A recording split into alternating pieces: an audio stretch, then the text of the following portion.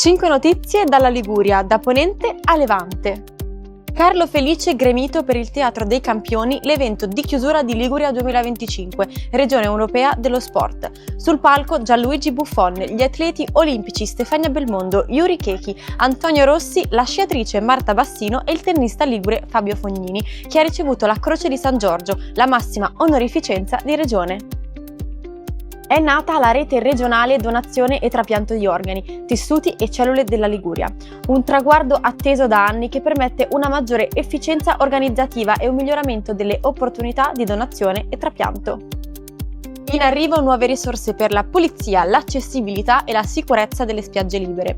Nel 2025 sono stati stanziati complessivamente 2,8 milioni. I comuni costieri della Liguria possono fare domanda fino al 31 gennaio. La Liguria premia il talento sportivo. 30.000 euro verranno messi a disposizione di 11 società sportive liguri che valorizzano i giovani atleti di accertato talento sportivo in diverse discipline. Si lavora al potenziamento della stazione ferroviaria di Imperia con un'apposita dotazione per chi utilizza le biciclette.